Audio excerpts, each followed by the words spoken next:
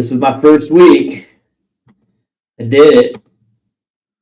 All right, you put your first bets in ever, Smitty, in disc golf. Underdog, yep. How'd it feel?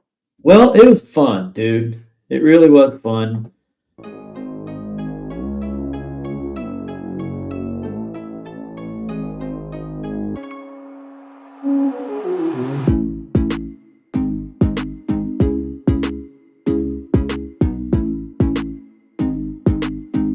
Hello, everyone. Welcome back to the Players Meeting, a Win Dummies production powered by the ACDGC and KDGA.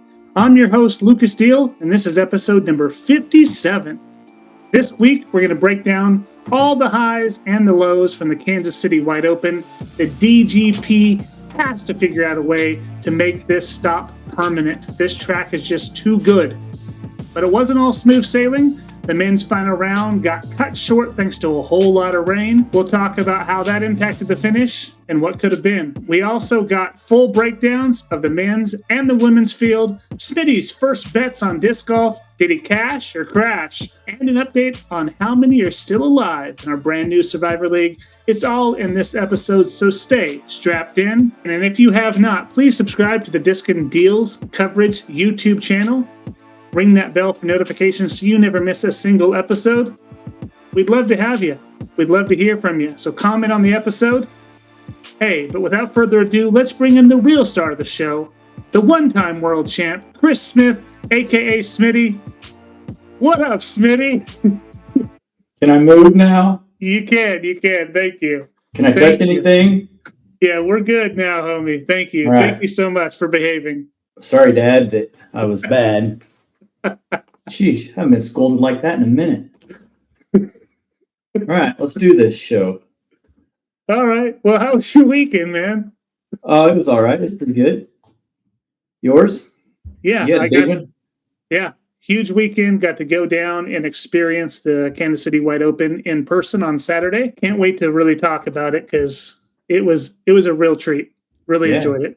Yeah, it looked like it was great. I liked that course when they played it the last 2 years, and it was awesome to see the big boys play it. So that was fun. That was a fun watch for sure. I got into a little disc golf action at the last minute. Woke up and checked the weather, and it looked like we were going to possibly dodge the rain. So I signed up at, I think, 7:45 in the morning and left my house at 8 and made it just in time to shuffle out to my hole and play. And play you did. Yeah, did pretty good. Didn't dodge the rain, but got the dub. You did get the dub. First round you dodged it, but not second round, right? Correct. Yeah. I was going to say. A little cold and chilly, but yeah. So number 94? I think so. We're inching closer and closer. Yeah, I guess. We'll see. I'm thinking about retiring, though, so. Oh, good decision. Right before you reach the century mark. Well, when you have a 14-year-old kid out throwing you by 3 times, it's hard to keep playing. Yeah.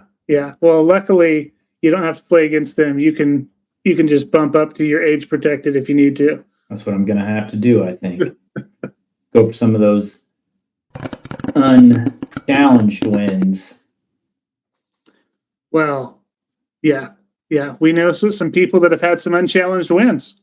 I got one. I didn't want to do it, but I got one. You got one? I don't think I've had any, but I mean, I'm single digit win over here. So, Yep. All right, let's do this, shall we?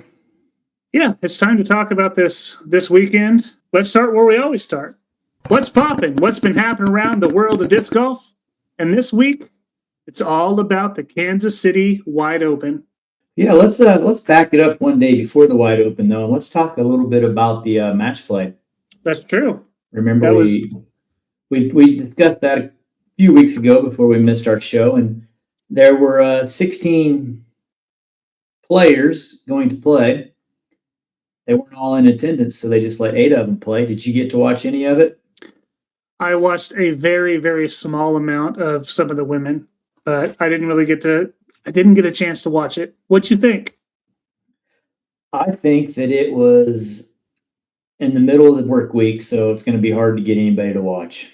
I don't know if there's any post-production stuff of it, but I did catch the very end. I got to see Rick and Paul battle to the end, so that was fun. And a lot of the matches were really lopsided, and dudes and chicks just got taken to the woodshed and tar beat out of them. Yeah. So let's take a second look at the results, though, because I have them for us. Okay. Here we go. So on that first group, Gannon Bird took out Anthony. Chris Dickerson demolished Luke. Luke didn't have a great weekend. No. Rick and Paul came down to the final putt. Matty O destroyed Ezra. Ella beat her best friend. Alex Smith got her only win of the year. Owen Scoggins got Kat. And Kat got Eliezer. Yeah, I did see Eliezer had a fairly bad spit out down the wire on hole 17 that was a little unfortunate, and she got the hole there, and then I think she was just a little upset. But I will say it looked like Ella beat Holland and Matty O beat Ezra, but when the tournament came around, it's a whole different ball game. Yeah, it's two different games. And yep. I would think match play would actually be better for Ezra than Matty O, but that's what I would think too. Apparently not. I mean, but you were there at that course. You know that if you're a little bit off, you're toast. If you're a lot off, you're sometimes not as toast because you miss the trees. But yeah, I mean, what a great place for a match play event because every hole is birdie bogey opportunity. So it's true. Fantastic course. But hey, let's talk about the women, shall we? Let's do it. And there's our champ, Holland Hanley. But it didn't come easy for her. I don't know how much of it you got to watch, but she did what she needed to do to win. Let's just put it that way. Yeah, I got to watch all of this. So I watched the entire thing of the women's, and it really felt like down the stretch, she kind of did what Holland does, which is she got nervous. And then in her post-round interview, she says she wasn't feeling anything. I'm like, she was barely being able to walk upright, it seemed like at times. She was like slipping, and it felt like Cadence was putting some pressure on her.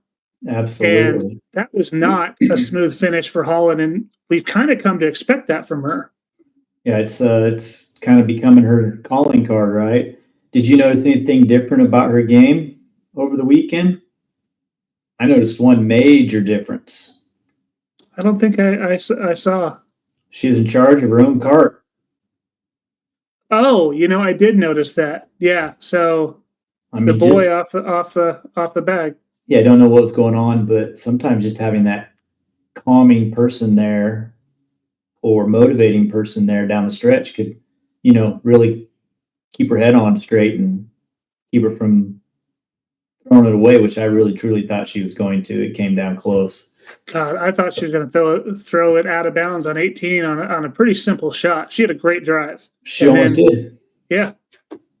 She almost did, but I didn't pay much attention to any stats or anything. I mean, congrats to Holland for the win, but I think the true story of the weekend was probably right here. Absolutely. I talked about her last episode. I think she is the real deal. And she's so young, Smitty. I mean, this girl missed her senior prom to be here. She's got it all. I was watching her play on Saturday.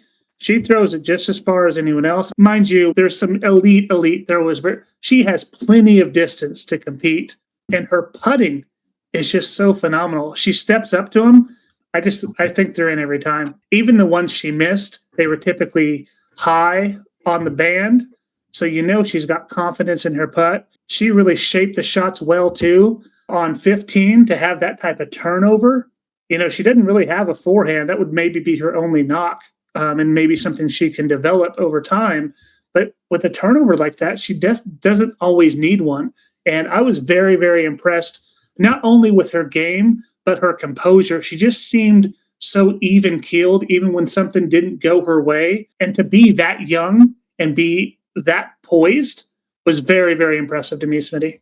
Yeah, man, coming down the stretch, you could tell that she was loving every minute of the moment she was enjoying because what was it, hole 16, I think, is a really tough, like through the woods up the hill to the finish. And Holland shanked early Yeah. and then threw down to basically where Cadence was. And Cadence was smiling the whole time. And I was for sure that she was going to get that thing home. And she was one tree away from a park job. And, and nearly rang up the putt from a weird angle too. So that putt goes in. That's another stroke closer and tighten up that noose on Holland. And I mean, honestly, Holland made an unbelievable putt on that hole just to keep it to only one stroke. Oh, I'm thinking a different hole. Yeah, you're right. 16 is the long. Yeah. She did, and that was a super sick putt for Holland. Yeah. That was clutch. That was big. So yeah, that was a fun watch. I wish it would have gotten a little closer, a little earlier in the match. Yeah. And I think we may have had a different outcome, but I don't know when Cadence thought she had a chance to win. I don't think it was until 12, 13, 14, somewhere in that area. She's like, you know what? I think I can win this thing. Yeah, there was a lot of distance between second and third, first and second for quite a while in that match. And then Holland had a couple bad shots and Cadence was doing just her normal thing. I mean, she shot the hot round that final round. I think once she saw Holland make a few mistakes, she's like, okay, maybe I can make something happen here. And it was a lot closer towards the end than you would expect with Holland's lead going in. Yeah, I think Cadence is going to be a problem. I also think the gal that wasn't in attendance is going to be a bigger problem. Of course. And I mean, there was really hardly any Europeans. I wonder if they're coming back next week to play the first major. Mm-hmm. Yeah, I don't know, but I know Cadence will be there. I was talking to her a little bit, and it'll be her first time out to California. So I hope she continues on the right track because she has been impressive to start this year. Yeah, she's been doing great. Well, let's shift gears a little bit and let's move over to the men's side. No shocker here that Gannon Burr won. I think the shocker was how it came down the final few holes. That was a shocker. I mean, Gannon has won the last two times he's played here, and this course, man, really suits this dude's game. I mean, every course suits this dude's game, but finally got his first win. Yep. And I don't think number 2 is going to be too far behind. What do you think? Yeah, I don't think so either. His performance the first round. Well, second round wasn't bad either. No, but to shoot course record, beat it by 2, and to have a 6-stroke lead, though, on the entire field after one round, I mean, that's hard to do. And you're right. It was really down the stretch. And I don't know if it was weather-related or not, but he started slow. Yeah, let's talk about these other two dudes and then come back and talk about the final round, because I think it's worth walking through what we saw, what we noticed the first few holes to kind of play it out. So okay, let's do it. Well, we got to talk about the guy in second. And I mean, these two guys, I didn't see Gannon in the background there. That's hilarious. Yeah, he's hanging out. Yeah, but these two dudes, some of the best the sport has ever seen. They are the best the sport has ever seen. Well, I mean, you got to put Climo in there too. But yeah, to have them there, I was going to follow that lead card on Saturday. Not with that many people. It was a lot. Smitty, these guys are unbelievable. Paul made some disgusting shots from the woods. That putt, that's gross. The Luna shot that he had on 14 that you posted, absolutely, man. These guys are so fun to watch, and it just goes to show how good Gannon is too. Tell me what you thought about McBeast and Rick doing their thing, or was he McBeast this weekend? Nope, he's just Paul. We'll talk about that when we get into the final 9 holes. But yeah, he was just Paul Macbeth. He wasn't beast motor. He would have came out on top. What I thought was awesome was the way the crowd just seemed like they were behind both Rick and Paul, incredibly behind them. I mean, they were going nuts. I mean, there was still some cheering for Gannon, but not like what we were hearing for these other two. I think these are the guys that everybody has looked up to and, just grown accustomed to them winning. Yeah. Dude, disc golf is so awesome when those two dudes are in the mix.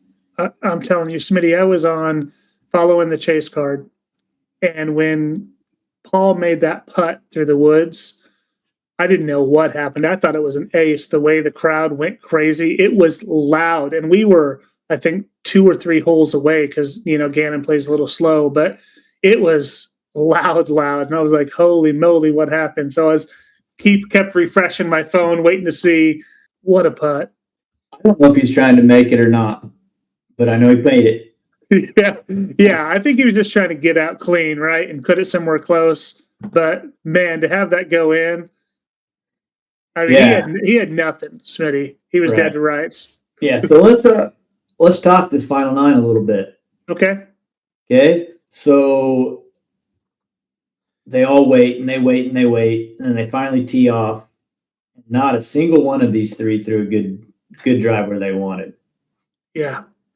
I mean, Paul was snookered up on that tree. Rick was in the best position.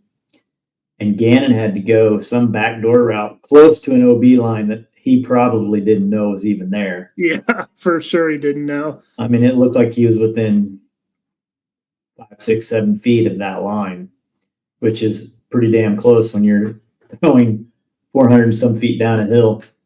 But hole 1 could have been a lot different story pretty quickly.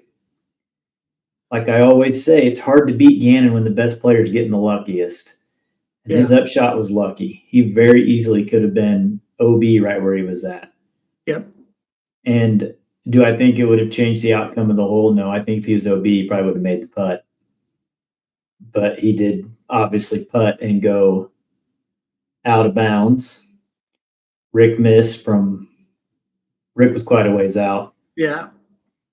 And the first putt on hole 1 is proof that it was Paul McBeth and not McBeast on the course, because McBeast would have drained that right in Gannon's eye and just would have just strutted up there like it was nothing and got it. But he left it short, which is understandable with the OB that close, because, I mean, Gannon was even inside of Paul and doink into the water. So that's mistake 1 right there. Right there. Sure. There's 1 stroke. So then we go into hole 2, which is that little uphill through the poles. Paul's up, throws it to 30. Rick throws it out of bounds. Gannon hits the dang pole and got into a pretty rough spot. Yeah, he did. So Gannon throws it up there, not parked. 47, something in there. Yeah. Rick is out of bounds, and Rick putted first, had shorter stats, but putted first and just drained it. He did the classic Ricky. You knew it was in halfway because he was already going after it. It was gross. And by the way, have you seen that slow motion video of his putt? No. You need to go to his Instagram and find it. It's awesome. Of that particular putt? No. One of his putts at Music City. It just shows exactly how he locks his hand out, how he's gripping his disc, how the disc comes off of his hand. It is the coolest clip that I've seen. So it's super cool. But yeah, he canned that. Gannon goes over to his putt, which is 40-something. And dude, he hearted that sucker. He did. In a tough spot, he nailed it. And when he nailed it, I knew Paul was going to miss. Right? I felt it because he wasn't beast mode. If he misses that putt, does Paul make it? Maybe. I don't know how much bearing other people's play has on Paul. But once again, beast mode would have drained that. No doubt about it. So there's 2. Then we go into hole 3. And Paul absolutely pins that upshot. I was going nuts. Nuts. And then Gannon threw out of bounds. Like, couldn't believe it. Yeah, agreed. I mean, I was like, what in the heck? So then he moved up just a little bit. According to commentators, he could have moved up 150 more feet because they said he flew over the ladies' green, which would have been in bounds. Ooh.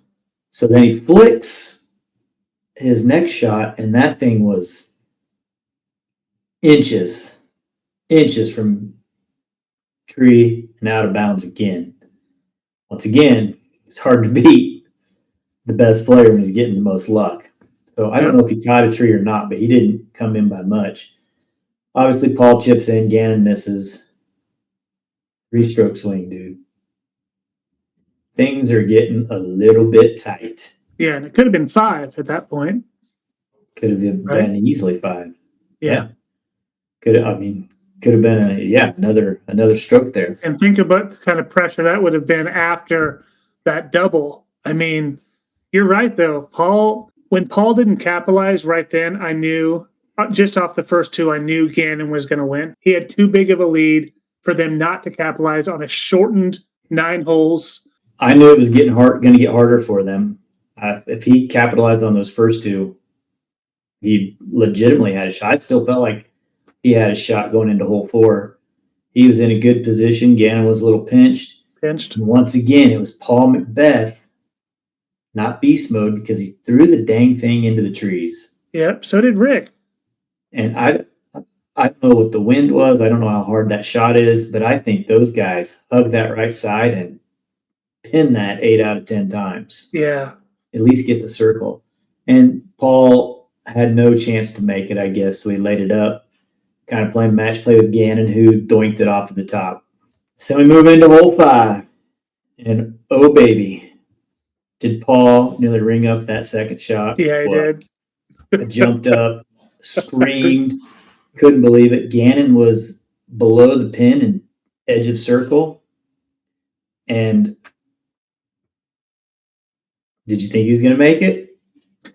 I didn't, actually. I was 100% sure that kid was going to make it. I'm like thinking, no way. He's not. I just felt like he was so sluggish and slow starting that I'm like, I don't think he makes this one either. Yeah, he drained it. What did they give him distance-wise? They said that was 26 feet. So it was a little shorter than it looked on. But still, uphill. Video. But he is one of the best putters ever. Yeah. So we move on, and then we go to hole 6. And Gannon's a little bit out of position. Paul's a little bit more out of position. Gannon goes first and wins the tournament. Game over. Yeah, that's when it was done for sure. Nasty flex forehand all the way down there. Once again, the best player gets the best luck because that thing was going to hit, and it was going 45 feet into the bushes to the right. Hits that tree, rolls back, gives him a nice little chip in, to which Paul has no choice but he has to go at this point. Be aggressive, yeah. Yeah, and so he tries a shot that probably wasn't going to work regardless, blows up a tree, and game over. But you know what? Rick wasn't done, dude. Oh, he's not a quitter, man. No, Rick missed this when he parred it. But then he got the next 3 holes just to make it interesting. So yeah, but he asked his best friend Paul. Yeah, but also he squandered some opportunities early too. They both did, Paul and Rick. Well, hole 1 and hole 2 for Rick. Exactly, and then hole 3, Rick didn't play too hot either. I mean, I think he parred. No, he birdied it. Did he birdie it? Okay. Made a huge putt from. Oh, that was the huge putt. That's right. From right along the. So not 3, 4. Is what I was thinking. He parred that one, right? Yeah, they all parred. Yeah. He had an opportunity there because he was in a good spot too, off the drive. These guys are gonna have to get it figured out because they can't make mistakes and beat this kid when he's on. It's not gonna happen. Yeah. He gave them their chance and they didn't capitalize on it.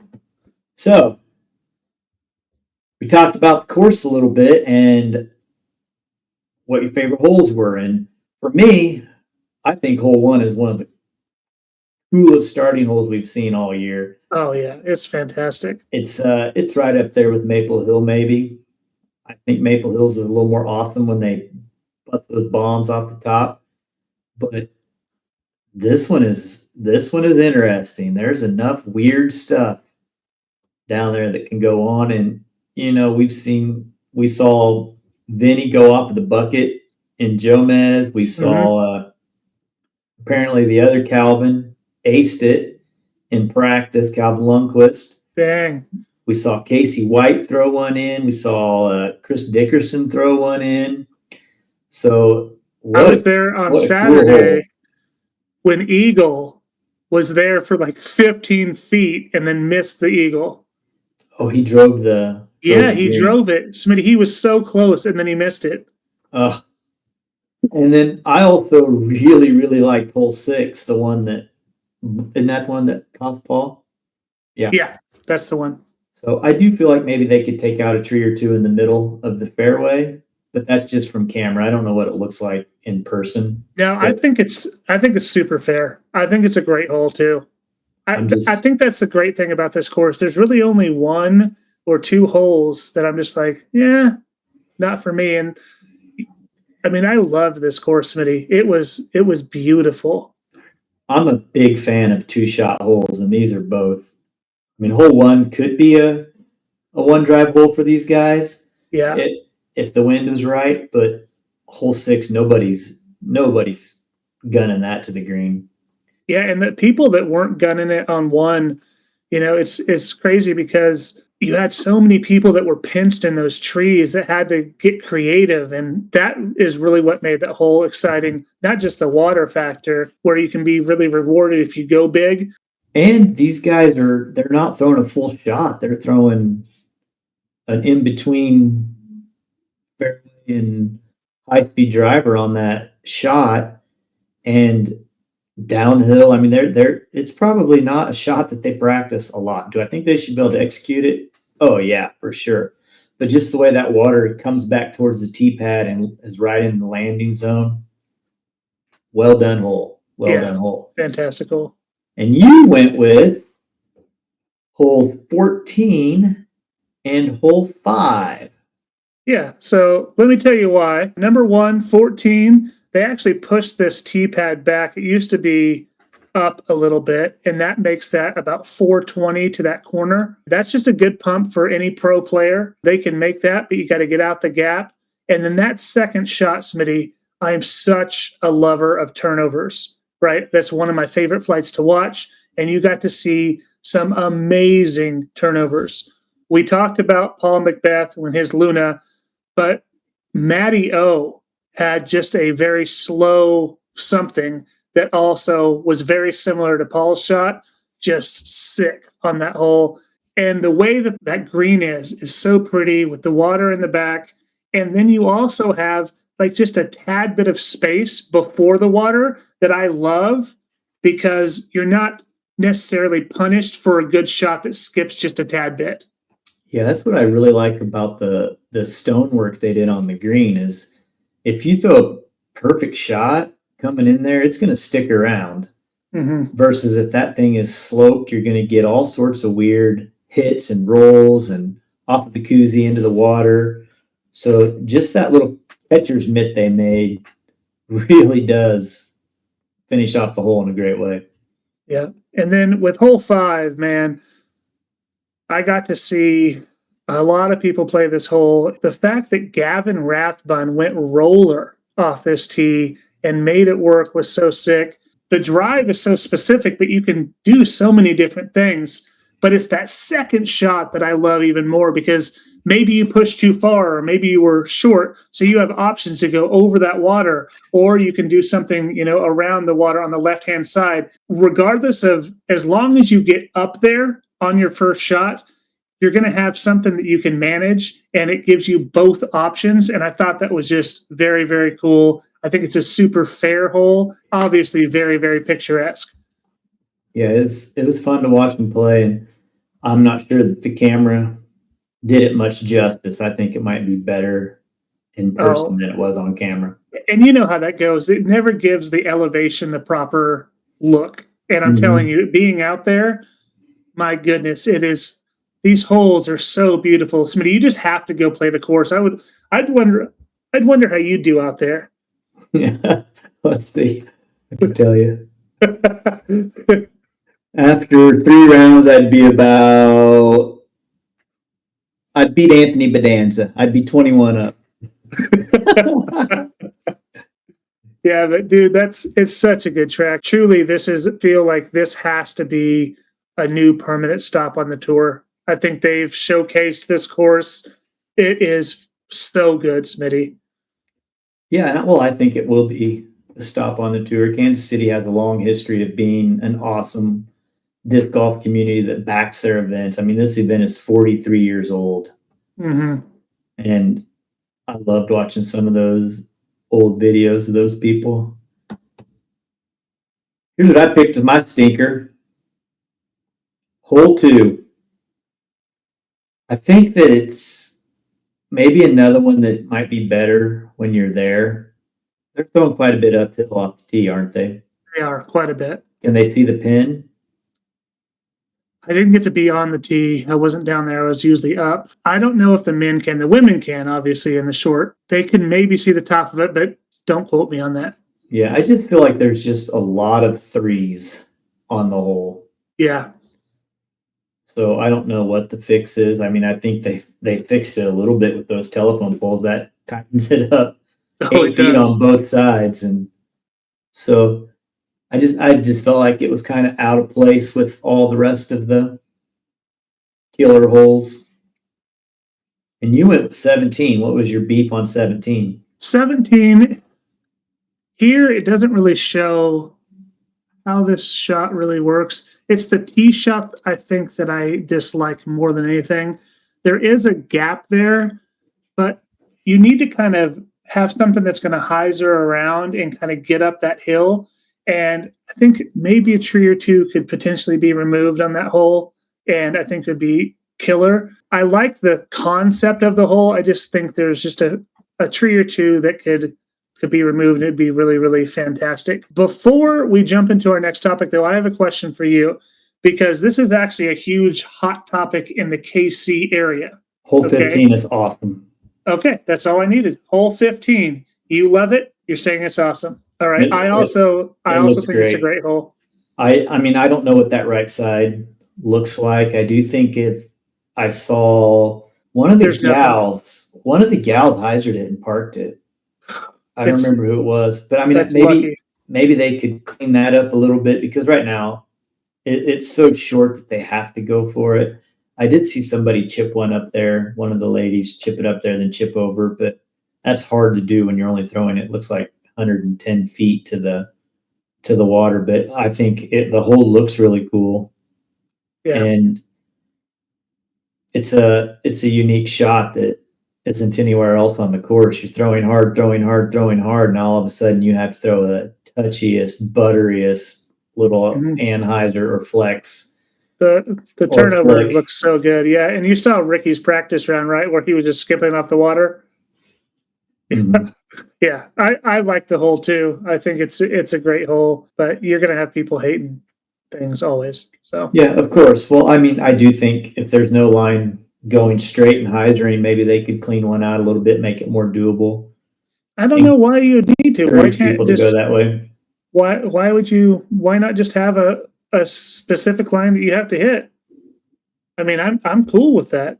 What if the hole was a mirror image of what it is now? What if it wasn't a little gentle anhyzer? It was just a gentle. Then people would love it hyzer. Because people have that shot. Well, because most of them are right-handed. Yeah, right-handed, and usually most are backhand dominant. I will say there's some trees there on that left gap that maybe could use a little bit of like pruning. But that's probably hard to get to those suckers. Yeah, but I love the hole too. So yeah, I think it's cool. I haven't ever played it or seen it in person, but it looks awesome on coverage. Speaking of awesome on coverage, dude, I love it. I love Dixon on coverage. And I actually had someone message me that didn't realize that, Dixon was a longtime DD guy. he's been close to us for a long time, but he said, this guy's the best on-course person I've ever heard. I think he killed it, Smitty. You know that one time that he was doing that play-by-play of Gannon on hole 5, I think it was? I quit. So good. Yeah, I mean, Dixon has been in the booth before too. Earlier, like 6, 7 years ago, maybe. Oh, I did that thing that the kids like. But yeah, he's been in there with a lot of times Robert McCall. I think he was in there with Terry for sure. But yeah, Dixon he's really good at it. He's witty. He doesn't try to be funny. He doesn't try to make himself sound smarter than what he is. He's just out there calling it. And this whole commentary team was awesome. Charlie and Brian were great in the booth. Dixon, like you said, was fantastic out on the course. Yeah, I hope he gets more gigs doing it. I hope he has the time to do that. Yeah, I do too. I truly loved it. I was very, very impressed. I even messaged you. I'm like, hey, we have to talk about this. And because I thought it was like a first time thing. And you told me, yeah, he's been there doing it for a while or in the past. But yeah, man, what a great job. Great job, Dixon. Yeah, it was awesome. Yeah, like I said, I hope he gets more. And he's perfect. He fit right in with Brian and Charlie. I don't know if the coverage was better there. There was no let's go to Dixon, and he didn't have anything. He did it. Yeah. It was killer the way he would answer their questions and call the play, what was going on the course, and give witty, funny, like this hole's more crooked than a politician, I think he said. Yeah. So yeah, it was good. Maybe just the fact that it was refreshing to not hear the same old all the time was nice as well. But you're right. Every time they called on him, he actually answered. You know, there's been so many times that we hear nothing but silence. And like, oh, we'll check back with him later. Yeah. So, and some of that's probably obviously communication issues. Those types of things. Yeah. Cool. Well, this is my first week. I did it.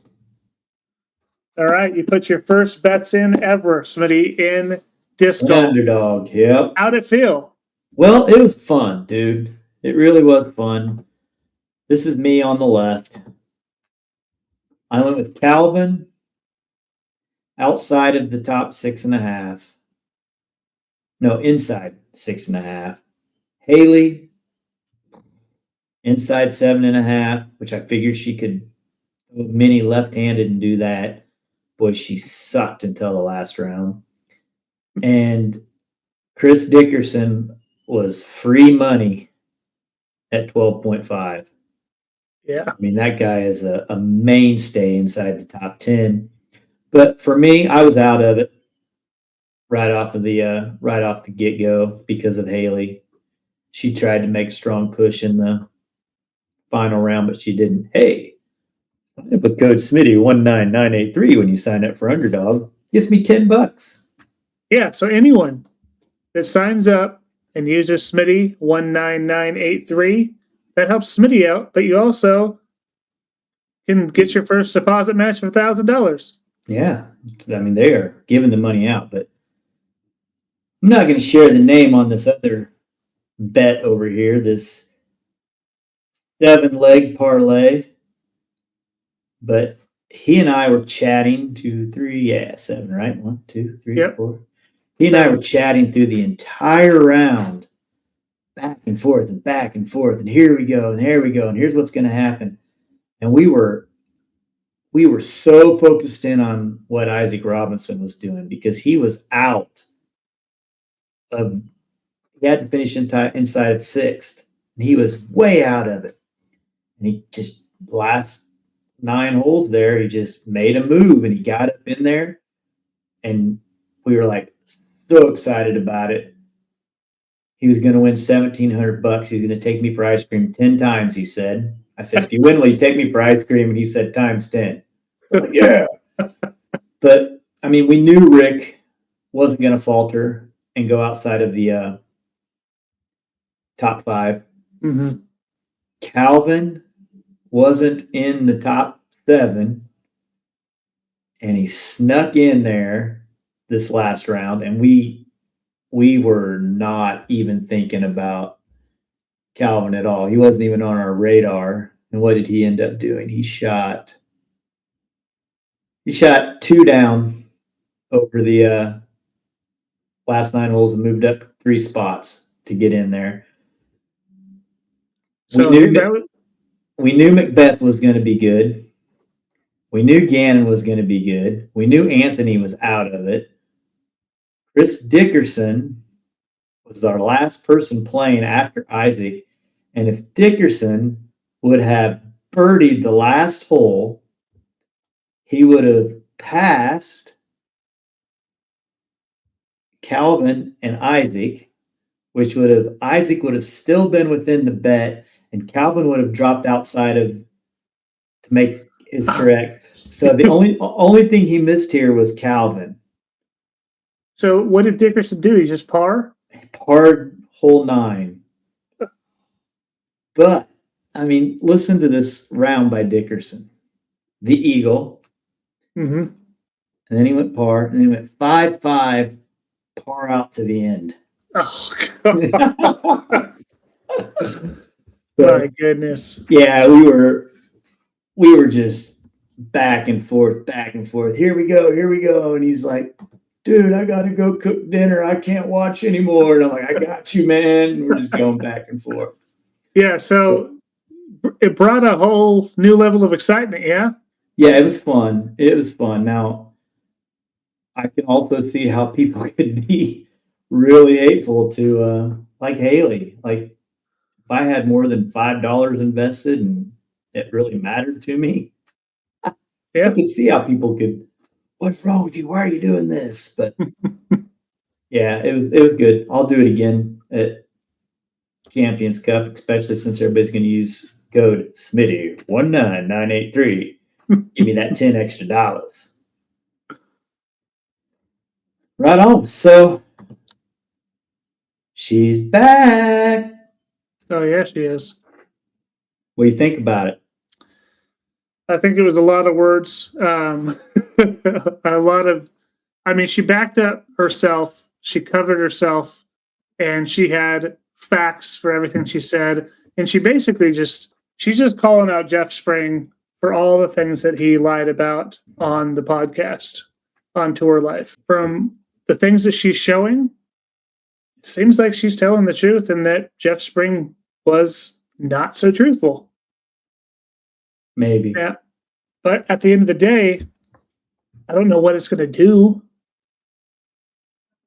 Yeah, I mean, what are your thoughts? Well, first of all, I thought it was pretty good timing.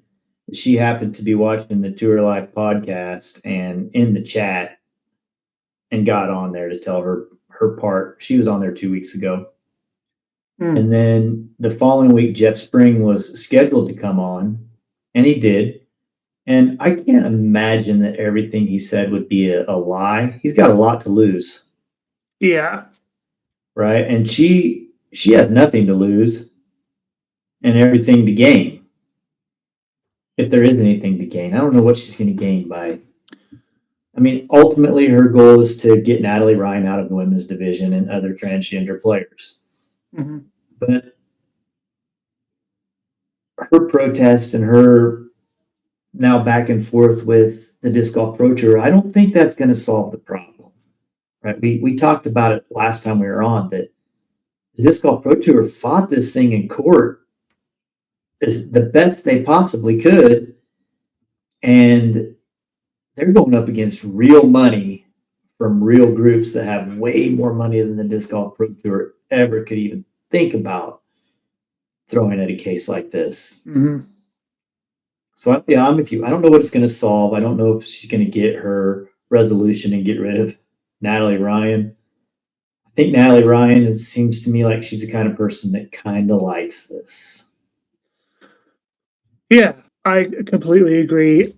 When I look at this situation, really all Abigail was calling Jeff Spring out for was he didn't give her the chance to not be on Natalie Ryan's card and said that all the safety concerns or security issues were taken care of.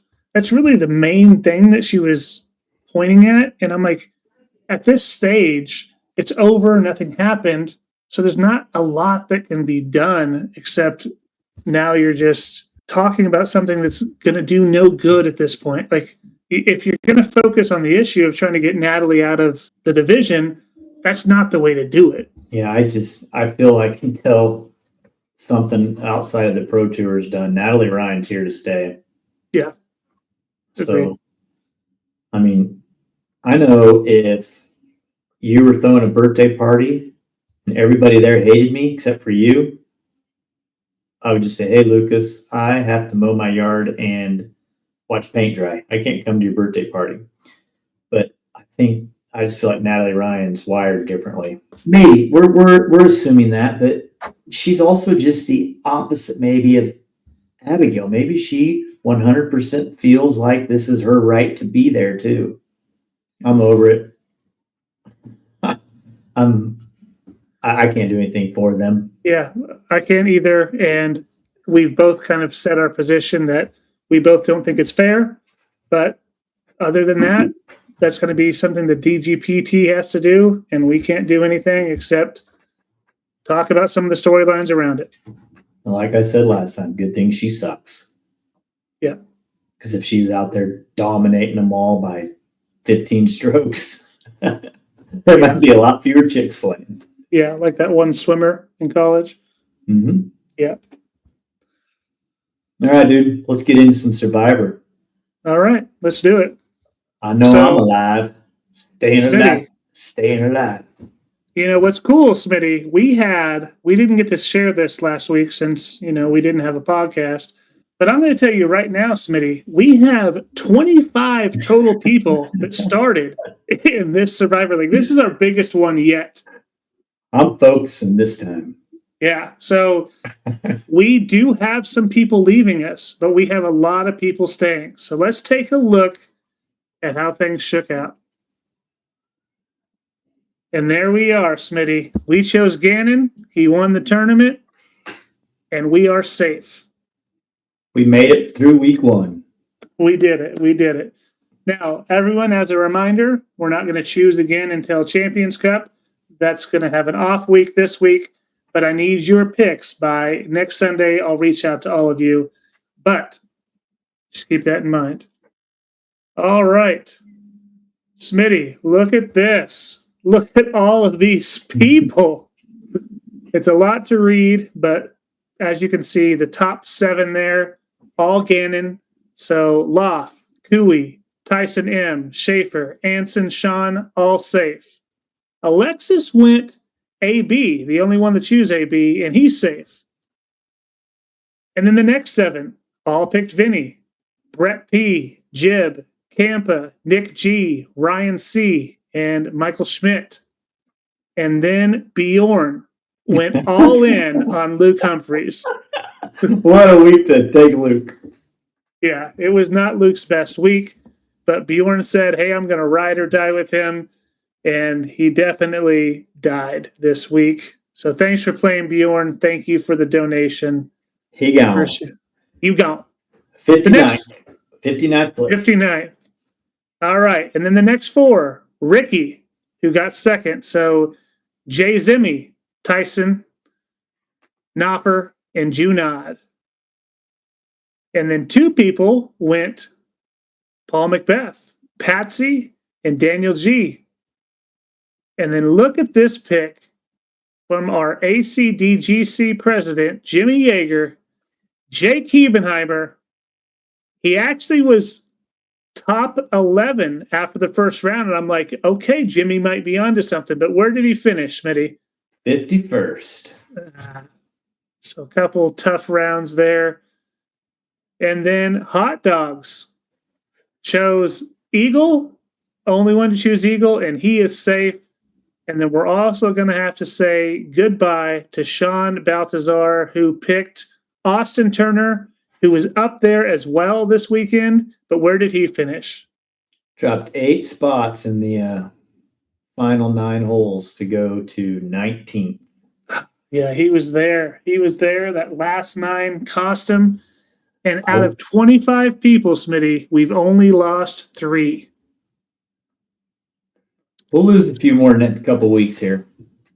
We will see. But what a fantastic group we have. So excited. I can't believe we have 25 people that know about it. I know. We had a lot of people. I don't even know if they all listen to the podcast. They just want that money. They know that you and I are out soon. We got a few more weeks left in us, I think. Yes, sir. Yes, sir. Well, leaves us with our last segment. All right, bring it on. Welcome to Big Deal, the segment of the show where Lucas takes a deep dive into things that everyone's talking about, whether they deserve the hype and truly are a big deal, or are just a total overblown, yeah, big deal, bro. Get ready for some hot takes, sarcastic commentary, and a little bit of drama. Because in this segment, we'll decide whether it's a big deal. All right, Lucas, you ready? Bring it on. Second week in a row, event in a row, that weather has played a major factor in the outcome. Music City, the rain and course conditions forced the Disc Golf Pro Tour to make an unscheduled cut after the second round. Cut the field, let everybody get through. Here in Kansas City, the situation was apparently a little bit different. And instead of cutting the field, they let all of the women play, though some of them had zero chance of doing anything. They let all of the bottom part of the men's division play. Many people finished all 18 holes. And then after the second rain delay, they came at us and said, we're only going to play 9 holes. If you played more than 9, the scores are erased after 9. What do you think, man? Is this a big deal in the outcome of this event or not? The answer is big deal, bro. I don't think for the men, Gannon was going to lose that. He put himself into a position to win early, and there was no way he was going to lose that. Now, could some people have made some moves to get more money for themselves? Absolutely. But is it going to dictate and change the winner? No. Gannon was winning that thing no matter what. However, I will say, I think the choice of the Music City Open to cut was the right choice. And I wish they would have done that here. If you saw it in the forecast, you knew it was going to happen, plan for that. But also it was supposed to rain some other days and it didn't. So I think that's what they were hoping for too. I think in the future, I think the cut is the right play. If you see that, there's just people that aren't going to be able to make money. It's no sense in them playing. Make that cut. Make sure the people that have an opportunity to cash, make sure that they have a chance to climb that leaderboard or someone to climb and take a win. But in this particular instance, Gannon was winning regardless. What are your thoughts? I think if it goes 18 holes, Gannon wins by more. I also feel like if the situation was reversed and Paul or Rick were 6 up and we're only playing 9 holes, I feel like people think that maybe Gannon has a chance to catch him if he has a better start than what he did. Yeah. So in this case, I don't think it affected the outcome of the top of the field. I do think it affected a lot of people down at and on that cash line. Braden Sides, for example, shot a fantastic back 9, only to lose multiple birdies and fall out of the cash. He climbed way up in the cash and whoop, fell out of it. And he played the whole course. Yeah. Some of these people cash was at some of these dudes were way below the cash line, 0 chance. Yeah. I don't know that they wanted to play either. Cash was even par. Was the first place to miss cash. We have dudes at Plus 10 21. up, 10 up through 30 up. No reason for them to probably play. Now, how do you draw the line as to where you cut? I just think you make a rule and you roll with it. This is what we're going to do. And should it be the norm at every event? Maybe. I don't think it needs to be. I think when weather is forecasted, especially weather that's going to be like this, like it's going to rain, you knew there was going to be lightning, it was all over the radars, you have to cut the field 40%. 40% of the field, see ya. Maybe so. Something's got to be done, Oben. What I question is, why did they say 9 holes? Just so they would know that at 9 holes it's over. I feel like they had light. They could have played 10 or 11 or 12. Yeah. Were they going to finish? I don't think they were going to finish, but I think they could have gotten a few more holes. Maybe say till dark, but then I guess somebody could manipulate the speed of play. Yeah. I mean, I don't think any of the decisions that were made were the wrong decisions. I just think in the future there needs to be something that's consistent across the board. Another good idea is move tournaments in the Midwest out of spring. Put them in August. What are you going to get in August? 105 degrees and hot. Yeah, I'm not trying to do that, bro. It's not going to rain on you. Yeah, but I'd like to watch some tournaments and not die. You've got air conditioning. I want to go to the events. Gotcha. I do have an umbrella though too. I'm not afraid to bring that out in the hot heat. Anywho, I think we did it. We did, dude. Great show. Any shout outs we have for the week? I can't think of any off the top of my head. You got any? Yeah, I got to give I'll think a little bit. Sure. Got to give a shout out to Tyson Jones, who has been in contact with me recently because, unfortunately, we had some data loss of some of our footage from the Classic in Cali, and we lost all of round 1, first 7 holes of round 2, and it has been a devastating day for me. So I've been in contact with him, and he's just been so gracious and so kind about the whole situation. I just want to publicly thank him for being such a good dude and being, what makes disc golf in the community so good. Just a great human being. Yeah, that's a tough situation because you had a lot of time and effort invested in this as well. So, yeah, that's tough. And I mean, you're still going to be able to pump out what? The final round? The back 9 of the second round.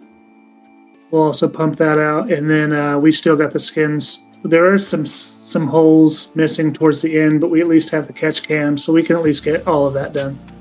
So you'll have some stuff, though. Yeah. I mean, you're still going to turn out something for people to consume, so that's good. Yeah, exactly. Just feel bad for some of those people in the first round that aren't there on second or third. Yep. Well, crap happens. It does. But it's a learning experience for us, and we'll make sure we don't ever have that issue again.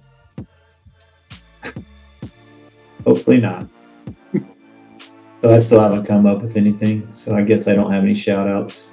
Okay. All right. Well, everyone, thanks for being here. Really appreciate you hanging in with us, and glad we're back at it. Sorry that we missed last week, but don't expect that to happen very often, if ever again. For the rest of our lives, we'll be here. Forever and ever. Forever. But all right, see you on the next one. See you next week. Take care. Bye-bye now.